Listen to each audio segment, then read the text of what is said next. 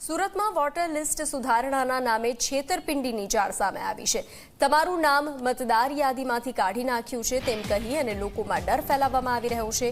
લોકોના મોબાઈલ પર છેતરામણીની લિંક મોકલી હતી। અજાણી લિંક પર ક્લિક કરતા જ મોબાઈલ હેક થવાનો ખતરો છે।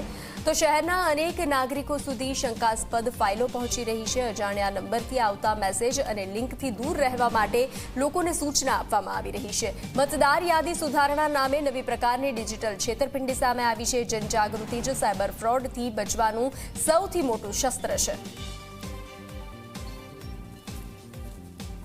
એસઆઈની પ્રક્રિયા ગુજરાત સરકારમાં ચાલુ છે, તો એટલે એનો લાભ લઈને જે સાયબર ક્રિમિનલ્સ છે એ લોકો હવે એસઆઈઆરની નામની એક એપીકે ફાઇલ ચલાવી રહ્યા છે, જે તમને અનનોન નંબર અથવા તો કોઈ બીજા તમારા જે ઓળખતા માણસ હોય, જેમનો કોન્ટેક્ટ તમારા ફોન ઉપર સેવ્ડ હોય એવા માણસના કોન્ટેક્ટ પરથી તમને વોટ્સએપમાં આવશે અને પછી ડાઉનલોડ કરીને તમારાથી પરમિશન લઈને તમારો ફોન હેક કરી લે છે અને પછી તમારો જો બેંક ખાતા છે એમનાથી પૂરો પૈસો પણ પડાવી લેશે અને એના સિવાય તમારા જે કોન્ટેક્ટ લિસ્ટ છે એમને પણ એપીકે ફાઇલ ફોરવર્ડ કરશે।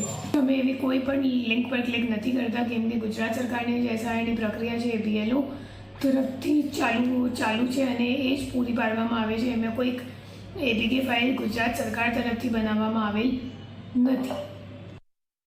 એવા લિંકમાં ક્લિક કરી શકશો, તમને એમ લાગશે કે અચ્છા ગુજરાત સરકાર તરફથી આવેલું હશે, એમ જ ચલાનવાળું પણ છે કે તમને એવું લાગશે કે મારા ગાડી ઉપર કંઈક ચલાન આવ્યું હશે એટલા માટે ચલાનની એક ફાઇલ આપણી પાસે આવે છે। તો તમે એવી રીતનું એ લોકો શું કહેવાય મતલબ સાયકિક્સ સાથે તમારા રમે છે અને પછી એવી રીતનું એ લોકો લિંક જનરેટ કરીને તમારો ફોન હેક કરવા માટે આ બધી એપીકે ફાઇલ ડેવલપ કરવામાં આવે છે।